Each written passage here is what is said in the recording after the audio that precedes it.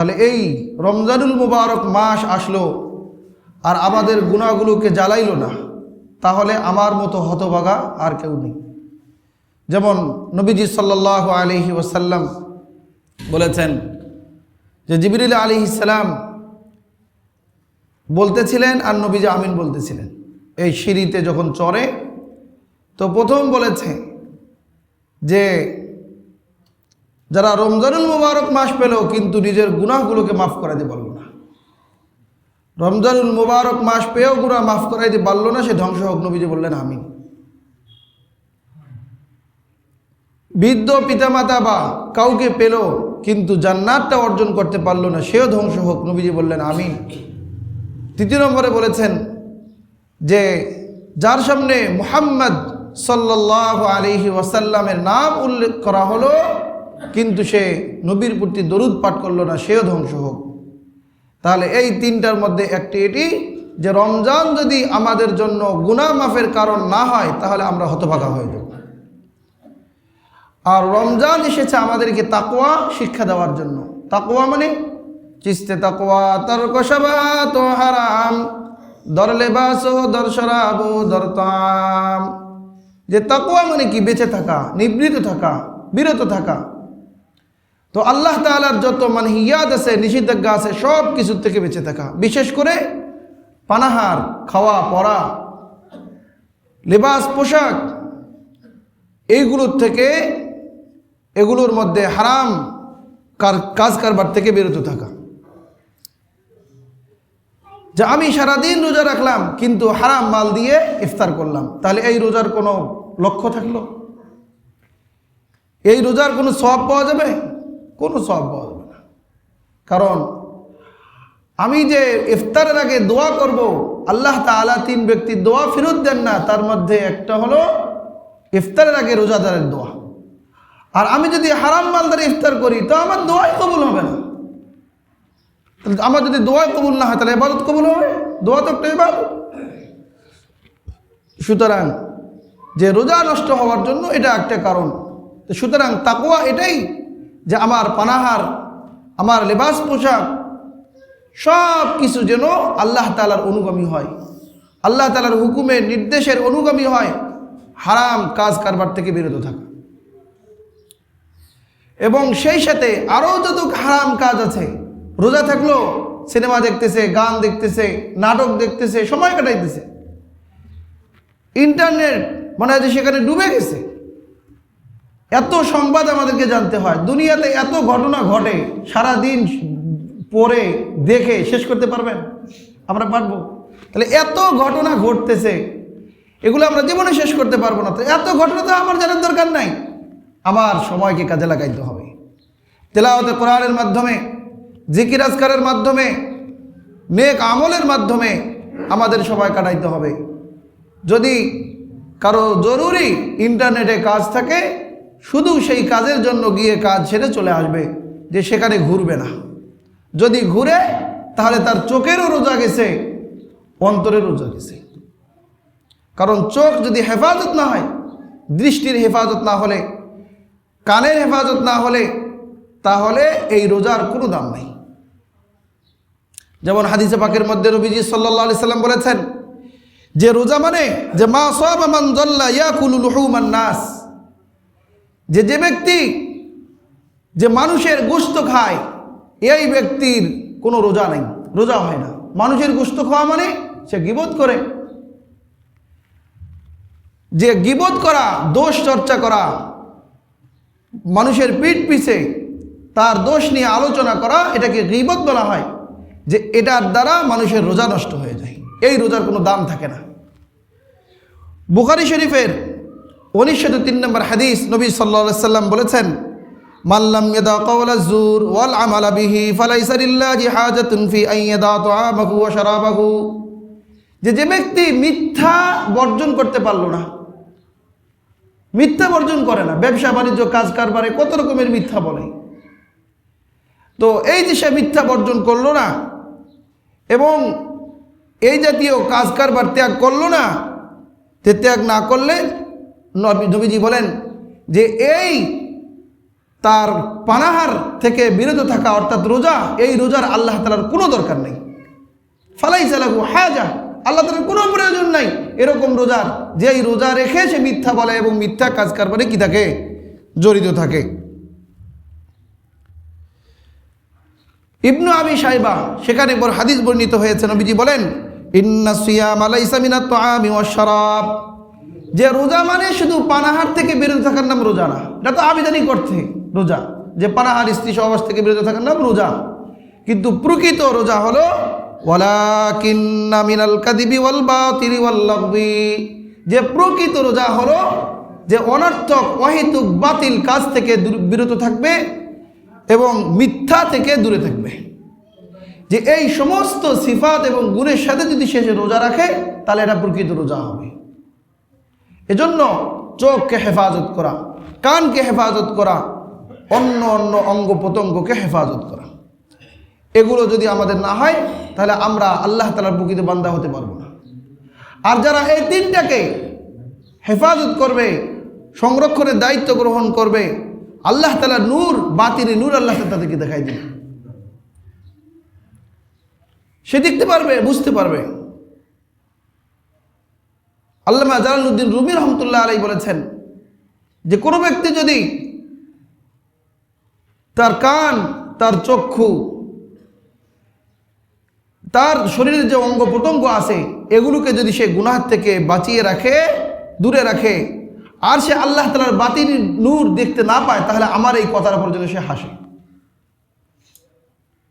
তাহলে কত জোরালোভাবে তিনি কথাটা বলেছেন। এজন্য রোজার পবিত্রতা রক্ষা করা, রোজা রাখলাম কিন্তু পবিত্রতা রক্ষা হলো না, তাহলে এই রোজা রাখা শুধুমাত্র উপবাস থাকা হবে। এ সম্পর্কে নবীজি সাল্লাল্লাহু আলাইহি সাল্লাম যেরকম বলেছেন, রুব্বা সাইমিন লাইসা লাহু মিন সিয়ামিহি ইল্লাল জৌ, যে অনেক রোজাদার আছে যার ক্ষুধার্ত থাকা ছাড়া আর কোনো কিছুই অর্জন হয় না।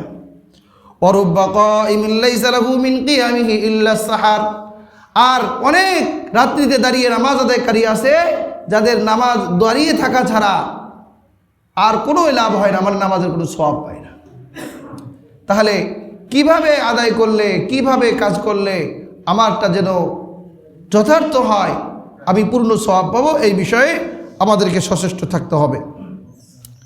কেউ যদি গায়ে পড়ে এসে ঝগড়া লাগায় তাহলে সে বলে দিই ইন্নি ইমরুন সায়েম, ভাই আমি রোজাদার, আমি আপনার সাথে ঝগড়ায় লিপ্ত হতে পারবো না। এরকম চিন্তা করে কেউ যদি চলে তাহলে কি পরিমাণ ইবাদতে তার মনোযোগ থাকবে। আজকে তো শুধুমাত্র কে কি বলতেছে, কে কি করতেছে, তার প্রতিবাদ কিভাবে করা যায় এগুলিতে আমরা ব্যস্ত। যা আমাদের জীবনটা মূলত কিভাবে কাটানো দরকার, একটা উদাহরণ দেই। মনে করেন আমার একটা কঠিন ব্যাধি হয়ে গেল, ডাক্তার আমাকে বলল যে আপনি হয়তো 15-20 দিনে 1 মাস বাঁচতে পারেন, এরপরে শেষ। এই কথাটা আমাকে শুধু জানাইলো, আর কাউকে জানাইলো না।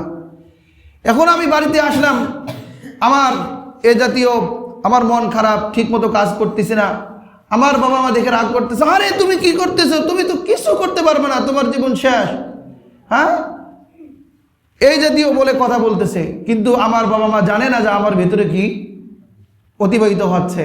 কিন্তু আমি মনে মনে কি বলবো, যে তুমি যাই বলো আমি তো আমার মতো আছি, কারণ আমার জীবন শেষ।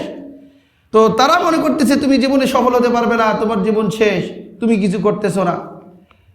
আপনি দোস্তের সঙ্গে দেখা করেছেন, দোস্ত আগের মতো আপনাকে উপহাস করতেছে, কিন্তু আপনি কি তার সঙ্গে ঝগড়া লিপ্ত হবেন? তুমি কেন আমাকে উপহাস করতেছো, তুমি আমাকে কেন এই কথা বলতেছো? কিন্তু সে যদি জ্ঞানী হয় সে বলবে দোস্ত দোয়া করিস, এই বলবে কিনা? বাস, মানে তারও জিন্দিগি একদিন পার হচ্ছে, মানে সে কবরের দিকে ধাবিত হচ্ছে, মনে করতেছে আরে তোমরা আমাকে যাই বলো, যা বলো, ওগুলি আমার এখন শোনার টাইম নেই, বাস তুমি আমার জন্য দোয়া করিও, ভালো থাকো। এই যে তার একটা জীবন পার করতেছে, তার মানসিকতা কি পরিমাণ চেঞ্জ হয়ে গেছে। আমরা আসর পর্যন্ত বেঁচে থাকবো এটার কোনো গ্যারান্টি আছে? তো ওই ব্যক্তি ডাক্তার একটা কথা বলছে, ওই কথার উপরে সে নিশ্চিত হয়ে তার আচরণ পরিবর্তন হয়ে গেছে, কারো কথায় সে কান দেয় না, তার মানসিকতা কবরের দিকে পৌঁছে গেছে। ওয়াউদ্দা নাফসাকা মিন আহলিল কুবুর, নবীজি বলছে তোমরা কবরবাসীদের অন্তর্ভুক্ত মনে করো। তাহলে আমাদের আচরণ কি পরিমাণ হওয়া দরকার, তার থেকেও তো বেশি নমনীয় হওয়া দরকার, কি বলেন? কারোর সাথে ঝগড়া করার টাইম আছে? কারোর সাথে ওয়াহিদুক কথা বলার সময় আছে? সম্মানিত হাজিরিন, এজন্য আমাদের জীবনটা যেন অর্থবহ হয়, যথার্থ হয়, কাজে লাগে, সচেষ্ট থাকা। তো আলহামদুলিল্লাহ আমরা রোজা রাখতেছি। রোজা সংক্রান্ত যে মাসাইলগুলো আছে, যে মাসাইলগুলো সেটা আমল করা।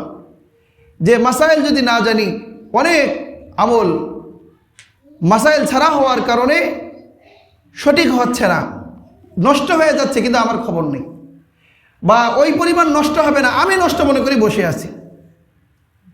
তো এজন্য 1 নম্বর হলো যে মাসাইল জানা। তো রোজার মধ্যে আল্লাহ তাআলা বলছে ফামান কানা মিনকুম মারিদান আও আলা সাফারিন ফাইদ্দাতুম মিন আইয়ামিন উখার। তো আল্লাহ তাআলা রোজার নির্দেশ দিয়েছেন, তবে যারা অসুস্থ থাকবে বা ভ্রমণরত থাকবে, 48 মাইলের উপরে তারা ভ্রমণ করতেছে, সফর করতেছে, যে তাদের জন্য অনুমতি আছে যে তারা এই রমজান মাসে রোজা না রেখে পরবর্তীতে অন্য সময় রোজাটা কাজা আদায় করবে। আর এছাড়া অন্য কোনো ব্যক্তিদের জন্য অনুমতি নেই। তো রোজার নিয়ত করা, রোজার নিয়তের মধ্যে যে 30টা বা 29টা যদি রোজা হয়, তাহলে 29 বার রোজা ফরজ, মানে নিয়ত করা ফরজ। এরকম না যে আমি একদিনে 30টা রোজার নিয়ত করে ফেললাম, এটাও হবে না। আর নিয়ত রাতে করা উত্তম, তবে কেউ যদি রাতে নিয়ত করতে না পারে, তাহলে সূর্য ঢলার মানে জোহরের আগ পর্যন্ত কেউ যদি নিয়ত করে, তাহলে তার নিয়ত ধর্তব্য হবে। এ সম্পর্কে বুখারী শরীফে বর্ণিত আছে যে সালামা ইবনুল আকওয়া রাদিয়াল্লাহু তাআলা আনহু তিনি বর্ণনা করেন যে আশুরার রোজা যে ফরজ ছিল, ওই সময় একজন ব্যক্তিকে নবী আলাইহিস সালাম ঘোষণা দিতে বললেন, যে যখন আশুরার কথা নবীজি শুনলেন, তখন বলল যে সকাল থেকে কিছু খায়নি সে বাকি দিন যেন রোজা রাখে, আর যে খেয়েছে সে যেন বাকি দিন রোজা রাখবে। মানে যে খাইছে সে এখন রোজাদারের মতো থাকবে, আর যে খায়নি সে কি করবে? রোজার নিয়ত করবে। তাহলে সূর্য ঢলার আগেও যদি নিয়ত করা যায়, এটা প্রমাণিত হলো কিনা? সুতরাং কেউ যদি রাতে নিয়ত করতে না পারে, তাহলে সূর্য ঢলার আগ পর্যন্ত নিয়ত করবে, নিয়ত যথেষ্ট হবে। নফল রোজার ক্ষেত্রেও এইভাবে নিয়ত করা যাবে, কিন্তু কাজা রোজার ক্ষেত্রে আগে নিয়ত করতে হবে, রাতে নিয়ত করতে হবে। এটা বুখারী শরীফের 2007 নম্বর হাদিস। অনুরূপভাবে আব্দুল করিম জাজারি তিনি মুফাসসির, চাঁদ দেখার ব্যাপারে এইভাবে বর্ণনা করেছেন। আবদুল্লাহ ইবনে উমর ইবনে আব্দুল আজিজ রহিমাহুল্লাহ তিনিও এইভাবে নির্দেশ দিয়েছেন যে নিয়ত করার ক্ষেত্রে সূর্য ঢলার আগে কেউ যদি নিয়ত না করে, সে যেন নিয়ত করে নেয়।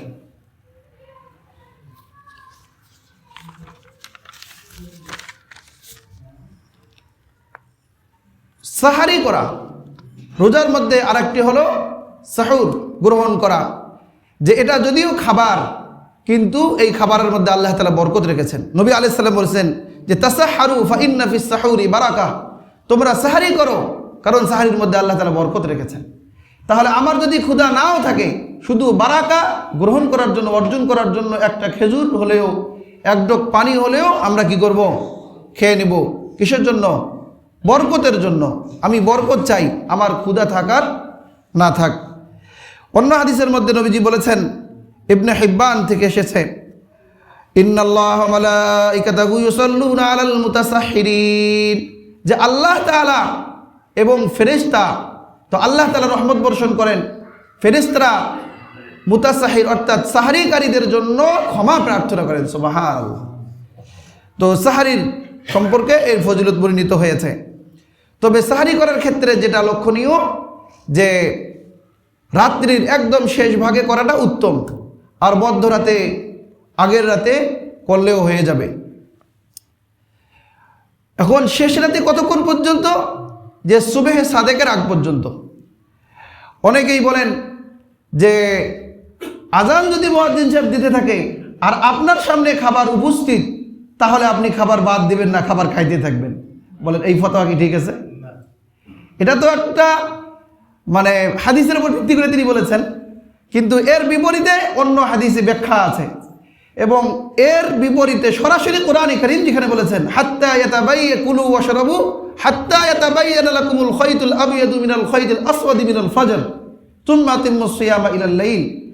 তাহলে ওই হাদিসের বিপরীতে ডাইরেক্ট এখানে আল্লাহ তাআলা বললেন যে খয়তে আবিয়াজ খয়তে আসওয়াদ, মানে সাদা সুতা কালো সুতা পার্থক্য করো, অর্থাৎ সবে সাদেকের আগ পর্যন্ত তোমরা পানাহার করতে পারবে, স্ত্রী সহবাস করতে পারবে। তো যেই মৌলভী সাহেব এই ফতোয়া দিয়েছেন, ওটাও বুখারী শরীফের হাদিস, নবীজি বলেছেন যে লা ইয়াগুররান্নাকুম আযানু বিলাল, যে বিলাল রাদিয়াল্লাহু তাআলা আনহুর আযান যেন তোমাদেরকে ধোকার মধ্যে না ফেলে। কারণ কি, যে বিলাল রাদিয়াল্লাহু তাআলা আনহু এই রমজান মাসে মাঝে মধ্যে সময় হওয়ার আগে আযান দিতেন। অনেকে বলেছেন যে এই আযানটা হলো আমরা যেরকম ডাকি জাগুন সেহরি করুন, মানে এই হিসাবে। অনেকে বলছে যে তাহাজ্জুদের আযান, তাহাজ্জুদ আযান বলতে নেই, মক্কা শরীফে মনে হয় আযান দেয় তাহাজ্জুদের আযান, মানে মধ্যরাতে একটা আযান হয়। তো এটা মূলত বিলাল রাদিয়াল্লাহু তাআলা আনহু এই হিসেবে আযান দিতেন। তো নবীজি সাল্লাল্লাহু আলাইহি ওয়াসাল্লাম এই হাদিসের বিপরীতে হাদিস বয়ান করেছেন। ওই হাদিসের মধ্যে যেরকম আসছে লা ইয়াগুররান্নাকুম আযানু বিলালিন ওয়ালা হাযাল বায়াজ, যে বেলালের আযান এবং সুবে সাদেক যেরকম আছে, সুবে কাযেব একটা আছে মিথ্যা সকাল, মানে সুবে সাদেক হওয়ার আগে সামান্য সময়ের জন্য সাদা আভা উঠে আসে, কিছুক্ষণ পরে আবার ডুবে যায়। নবীজি বলছেন যে এই মিথ্যা সকাল এটাও যেন তোমাদের মধ্যে ধোকার মধ্যে না ফেলে, তোমরা খাইতে থাকবে হাত্তা ইয়ানফাজিরাল ফজরু, যতক্ষণ পর্যন্ত ফজর উদিত না হয়। এটা মুসলিম শরীফের হাদিস 1094 নম্বর হাদিস, নাসাই শরীফের বর্ণিত হয়েছে। কিন্তু এই হাদিসের বিপরীতে আব্দুল্লাহ রাদিয়াল্লাহু থেকে বর্ণিত আছে ইন্না বিলালান ইউআযিনু বিলাইলিন ফাকুলু ওয়াশরাবু হাত্তা তাসমাউ তাযিনা ইবনে উম্মি মাকতুম, এটা বুখারী শরীফের হাদিস 2656 নম্বর হাদিস। তাহলে এই হাদিসের মধ্যে নবীজি বললেন যে বেলালের আযান শুনে তোমরা খাবার বন্ধ করো না, কতক্ষণ পর্যন্ত, যে আব্দুল্লাহ ইবনে উম্মে মাকতুম রাদিয়াল্লাহু তাআলা আনহুর আযান না দেওয়া পর্যন্ত। মানে তাহলে দুইবার আযান দিত, বেলাল রাদিয়াল্লাহু আযান দিত, আর এরপরে ফজরের আযান দিত কে? আব্দুল্লাহ ইবনে উম্মে মাকতুম, দুইজন মুয়াজ্জিন ছিলেন, উনি অন্ধ ছিলেন, তো ঘড়ি তো চেনে না, উনি তো কিছু দেখতে পারে না। মানুষ তাদেরকে বলতে হয় মিয়া আযানের সময় হয়ে গেছে, আযান দাও। তাহলে এটা বেশি মজবুত কিনা? তাহলে ওই শায়েখের কথা অনুযায়ী কেউ যদি রোজা রাখে তাহলে ওই রোজা কি করবে না, কবুল হবে না, কারণ ফজর উদিত হওয়ার পরে সে কি করছে? পানাহার করেছে। হ্যাঁ, কেউ যদি ভুলে এই কাজ করে, মনে করছে যে এখনো কি সুবে সাদেক হয় নাই, খেয়ে ফেলছে, পরবর্তী জানতে পারলো যে হাই এটা সুবে সাদেকের পরে খাবার হয়ে গেছে, তাহলে সে রোজাদারের মতো রোজা পালন করবে, কিন্তু এটা কি করবে? কাজা দিয়ে দিবে, কাফারা আদায় করতে হবে না। যেসব কারণে কাজা এবং কাফারা উভয়টাই ওয়াজিব হয়, যে রোজা রাখার পরে ইচ্ছাকৃতভাবে দিনের বেলা কেউ যদি পানাহার করে, স্ত্রী সহবাস করে, তাহলে কাজা এবং কাফারা উভয়টাই ওয়াজিব হয়। কারো যদি একই রমজানে একাধিক কাজা কাফারা ওয়াজিব হয়, তাহলে একটা কাফারা দিলেই কি আদায় হয়ে যাবে। আর কাফারা হলো যে সে গোলাম আজাদ করবে, যদি তাহলে না সেটা না পারে তাহলে 60 জন মিসকিনকে খাবার খাওয়াবে, না 2 মাস লাগাতার রোজা রাখবে। এই 2 মাস যে লাগাতার রোজা রাখবে, এই 2 মাস রোজা রাখার মধ্যে মনে করেন যে 59টা রোজা রাখছে, রোজা রাখবে 61টা কাজা সহ, এর মধ্যে অসুস্থ হয়ে গেল, জ্বর হইল, মাথা ব্যথা হলো, কঠিন একটা অসুস্থ হইল, অসুস্থতার কারণে রোজাটা আর রাখতে পারলো না মধ্যখানে, তাহলে এই রোজা বাতিল, আবার নতুন করে রাখতে হবে। বলে তাহলে মেয়েলি সমস্যার কারণে ওরা কি করবে? ওদের তো প্রত্যেক মাসে পিরিয়ড আসে, বলে ওইটা মাফ, যেহেতু ওটা আসবেই। তাহলে মেয়েলি সমস্যা ছাড়া এমনি সাধারণ অসুস্থতা বা যে কোনো কারণে যদি মধ্যখানে ভেঙে যায়, তাহলে এটা বাতিল, নতুন করে আবার কি রাখতে হবে? রোজা রাখতে হবে।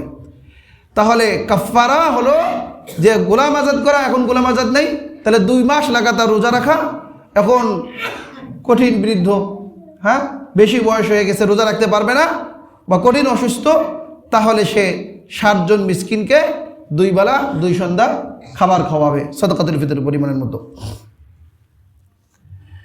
যেসব কারণে রোজা কাজা করতে হয়, এটা তো কাজা এবং কাফারা দুইটাই আসলো। যে উযু গোসলের সময় কেউ যদি কুলি করতেছে, কিন্তু কুলি করতে গিয়ে ভিতরে পানি ঢুকে গেল মনের অজান্তে, তাহলে শুধু কাজা করলে হবে, কাফারা দিতে হবে না। তবে সতর্ক থাকতে হবে যাতে করে যে ফরজ গোসল হলেও একটু সতর্কতার সাথে কুলি করতে হবে। এক্ষেত্রে মাসালা একটা হলো যে কেউ রাত্রে গোসল ফরজ হয়েছে, কিন্তু এদিকে সাহারির টাইম শেষ, যে তাড়াতাড়ি এখন সাহারি করবে নাকি গোসল করবে, যা আগে সাহারি করবে, গোসল পরে করলেও সমস্যা নেই। এরকম না যে গোসল ফরজ অবস্থায় সাহারি করেছে এই জন্য আর রোজা হবে না, এরকম না, পরবর্তীতে সে গোসল করলেও আদায় হয়ে যাবে। যে অখাদ্য কোনো কিছু যদি ভিতরে চলে যায়, এই বিষয়ে মূলনীতি হলো যে রোজা ভেঙে যাওয়ার যে সমস্ত কারণ, যে মানুষের ভিতরে প্রবেশ করার তিনটা পথ, একটা প্রাকৃতিক পথ, একটা কৃত্রিম পথ, আর একটা লোমকূপ। যে কোনো কিছু ভিতরে গিয়ে পাকস্থলীতে স্থির হতে হবে, যদি স্থির হয় তাহলে রোজা ভেঙে যাবে। তো সেক্ষেত্রে যদি গলা দিয়ে ভিতরে কিছু চলে যায় বা কোনো কিছুর মাধ্যমে জরাই কি বলে পাকস্থলী পর্যন্ত চলে যাচ্ছে, বা শরীরে জখম আছে সেখান থেকে রসকস চলে যাচ্ছে, বা গলায় ওষুধ দিচ্ছে, নাকে ওষুধ দিচ্ছে, সেটা গলা পর্যন্ত চলে গেছে, তো মোট কথা যে পাকস্থলীতে গিয়া যদি স্থির হয় তাহলে তার রোজা কি যাবে, ভেঙে যাবে। আর যদি স্থির না হয়, মনে করেন ওই যে এন্ডোস্কোপি করে, সেখানে গিয়া আবার পাইপ কি করে নিয়ে আসে, বের করে নিয়ে আসে, সেটা তো কি হলো না, স্থির হলো না, তাহলে রোজা ভাঙবে না। হ্যাঁ, সেখানে যদি কোনো মেডিসিন ব্যবহার করে, ওষুধ ব্যবহার করে, সেটা আবার গিয়ে থেকে গেল, তখন রোজা ভেঙে যাবে। তাহলে এই হিসেবে আমরা বুঝতে পারলাম যে যে সমস্ত কারণে পাকস্থলীতে পৌঁছে না, যেরকম চোখে ড্রপ দিলে পাকস্থলীতে যায় না, অনেক সময় নাকে ওষুধ দিলেও যায় না, তবে সতর্ক থাকতে হবে। যদি যায় তাহলে গলায় আর্দ্রতা মনে বোঝা যায়, তো তাহলে বুঝতে হবে রোজা ভেঙে গেছে। আর যদি না যায় তাহলে রোজা ভাঙবে না। ইঞ্জেকশন দিলে ওটা তো গোশতের মধ্যে যাবে, পাকস্থলীতে যাবে না। স্যালাইন ব্যবহার করলে, ডায়ালিসিস করলে, তার এই জাতীয় যত বিষয় আছে, নখ কাটা, চুল কাটা, তেল ব্যবহার করা, আতর সুরমা ব্যবহার করা, এগুলি রোজাকে নিষেধ করে না। অনেকে রমজান মাস চুলও কাটে না, নখও কাটে না। কি বলেন, যে রোজা এত কঠিন কাজ না। তাহলে রোজা ভাঙবে, আমাদের মূলনীতি জানলাম যে পাকস্থলীতে কোনো কিছু গিয়ে যদি ঢুকে যায়, অখাদ্য মশা ভিতরে ঢুকে গেছে, কি হবে, এটা সমস্যা নাই। কিন্তু এমনি কাঠ, পাথর, বালু ভেতরে চলে গেল, রোজা ভাঙবে কি না, রোজা ভাঙবে। মানে এরকম না যে অখাদ্য ভেতরে চলে গেছে আর রোজা ভাঙবে না, এরকম না। আর যেটা সাধারণ কিছু ভেতরে চলে গেলে রোজা ভাঙবে না। আমরা অজু করি, অজু করার পরে মুখের মধ্যে আর্দ্রতা থাকে, ভিজাপুনি থাকে, মনে করতেছে যে পানি মনে হয় ভিতরে চলে গেল, এতটুকু মাফ। এখন যে আপনি মুখে ঝাড়াঝাড়ি শুরু করে দেন, বলে মুখটা শুকাইতে হবে, শরীয়ত এত কঠিন করে নেই, তাই না? একটু সাধারণ ভিজা আছে, এতটুকু ভিজাপুনি ভিতরে গেলে রোজার মধ্যে কোনো সমস্যা হবে না। রোজা অবস্থায় কয়েল লাগাইতে পারবে, এটা সমস্যা নেই, কিন্তু ভালো আগরবাতি, সুগন্ধি সেটা নাকের মধ্যে দিচ্ছে, এটা মাকরুহ, এটা ঠিক না। রোজা অবস্থায় এই কাজগুলি করা যাবে না। রোজা অবস্থায় গীবত করলে রোজা মাকরুহ হয়ে যাবে। মানে এটা রোজা মানে শুধু রোজাটা রাখা হবে, ফরজ আদায় হবে, কিন্তু রোজার কি পাবে না, সওয়াব পাবে না, এটা মাকরুহের সাথে আদায় হবে। এইভাবে করে রোজা সংক্রান্ত আরও যে মাসাইলগুলো আছে, একটা হলো যে ইনহেলার, এন্ডোস্কোপির কথা তো গেছে, যে অনেকে আছে হাঁপানি, ইনহেলার ব্যবহার করে, যে ইনহেলার ব্যবহার করলে রোজা থাকবে না, কারণ তার মধ্যে কি আছে, মানে তরল পদার্থ একটা বিষয় আছে, তো জিনিস আছে সেটা ভিতরে চলে যায়। বলে তাহলে কি করবে? সেদিন আমার পার্বতীপুরে এক মুসল্লি জিজ্ঞেস করতেছে, বুড়া মানুষ, কবর থেকে ওই মেশিনটা বের করে দিয়ে বলছে, হুজুর এটা যদি আমি গ্রহণ করি তাহলে রোজা হবে? বলে না, আমাদের রোজা হবে। তাহলে আর কি করবো? তার মানে উনি মনে করছে আর রোজা রাখতে হবে না। এখানে ফুকায়ে কেরাম বলেছেন যে আপনার যদি সকাল সন্ধ্যা গ্রহণ করলে হয় তাহলে তো ভালো, আর যদি দিনের বেলাও গ্রহণ করতে হয় তার মানে আপনি বেরোজাদার খেয়ে বেড়াবেন, এইটা অনুমতি নেই, বরং আপনি রোজাদারের মতোই রোজা থাকবেন। এখন যদি দিনের বেলা কয়েকবার গ্রহণ করতে হয় করবেন, কিন্তু পরবর্তীতে আল্লাহ তাআলা আপনাকে সুযোগ দিলে, সুস্থ হলে আপনি সেটা কাজা আদায় করবেন। আর যদি জীবনে কাজা আদায় করা সম্ভব না হয় তাহলে ফিদিয়া দিয়ে দিবেন, নিজে না দিলে সন্তানদেরকে ওসিয়ত করে যাবেন, কিন্তু তার মানে আপনি রোজাই রাখবেন না, এটার অনুমতি নেই। এখন তো সাধারণ সাধারণ কারণে মানুষ কি রাখে না, রোজা রাখে না, যে এইটার অনুমতি নেই। সম্মানিত হাজিরিন, রমজান মাসের যে কোনো ইবাদত আল্লাহ তাআলার নিকটে অতি দামি। তার মধ্যে যে মানুষকে ইফতার করানো, এটা অনেক বড় সওয়াবের কাজ। নবীজি সাল্লাল্লাহু আলাইহি ওয়াসাল্লাম এর ফজিলত বর্ণনা করেছেন যে যে ব্যক্তি রোজাদারকে ইফতার করাবে, যে পূর্ণ একটা রোজার সওয়াব আল্লাহ তাআলা তাকে দান করবেন। সুবহানাল্লাহ। তাহলে একটা রোজা রাখতে কি পরিমাণ কষ্ট, আর শুধুমাত্র সে মানুষকে ইফতার করার কারণে পূর্ণ একটা কী পাওয়া গেল, সওয়াব পেয়ে গেল। যে শুধু তাই না, নবী আলাইহিস সালাম বলেছেন ওয়ালা ইউনকাসু মিন উজুরিহিম শাইআ, যে রোজা রাখলো তার সওয়াব থেকে কোনো কিছুই কমতি করা হবে না। এবং ওয়াইদকু রাকাবাতিন মিনান নার, সাথে সাথে আল্লাহ তাআলা তাকে জাহান্নাম থেকে মুক্তি দিয়ে দিবেন। সুবহানাল্লাহ। এখন ইফতার যে আমরা করাবো, তাকে পেট ভরে করাইতে হবে। নবীজি বলেছেন যে কেউ যদি শুধুমাত্র মাসকাতে লাবান, যে এক চুমুক দুধ, আও তামরাতিন একটা খেজুর, আও শুরবাতান মিন মা এক গ্লাস পানি, এতটুকু দিয়েও যদি কাউকে ইফতার করায়, তারপরেও আল্লাহ তাকে একটা পূর্ণ রোজার সওয়াব দান করবেন। সুবহানাল্লাহ। আর যদি তাকে পেট ভরে খাওয়ায়, খিচুড়ি, হ্যাঁ, বিরিয়ানি, যাক পারে এতটুকু পেট ভরে যদি খাওয়ায়, আশবা সাইমান সাকাহুল্লাহু মিন হাউজি, যে আল্লাহ তাআলা কিয়ামতের দিনে নবীজি বলেন যে আমার হাউজে কাউসার থেকে আমি পানি পান করাবো। সুবহানাল্লাহ। আর তাকে জাহান্নাম থেকে মুক্তি দিয়ে দেওয়া হবে। কত বড় সওয়াবের কাজ। এজন্য আমরা, এটা তো গরিব ধনী সবাইকে করান যাবে, নিজের আত্মীয় প্রতিবেশী সবাইকে করান যাবে। অন্য হাদিসে নবীজি সাল্লাল্লাহু আলাইহি ওয়াসাল্লাম বলেছেন ইন্না ফিল জান্নাতি গুরাফান ইউরা যাহিরুহা মিন বাতিনিহা ওয়া বাতিনুহা মিন যাহিরিহা, যে জান্নাতের মধ্যে কিছু কামরা থাকবে, ঘর থাকবে এমন স্বচ্ছ, ওই যে পর্যটন কেন্দ্রের পাশে যেরকম থাকে গ্লাস দিয়ে ঘিরা, সব কিছু দেখা যাইতেছে, যে সেই ঘর বাহির থেকে ভিতর, ভিতর থেকে বাহির সব কিছু দেখা যায়।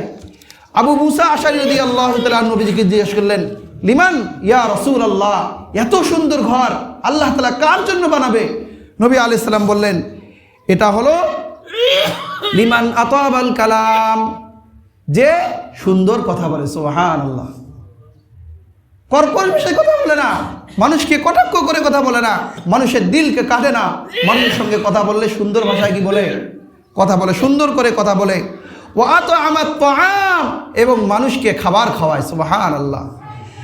ওয়া বাতা কাইমান ওয়ান নাসু নিয়াম, এবং দাঁড়িয়ে দাঁড়িয়ে রাত্রিতে নামাজ পড়ে, ওই সময় যখন মানুষ ঘুমিয়ে থাকে। কোন নামাজ? তাহাজ্জুদের নামাজ। তাহলে কত ফজিলতের কথা।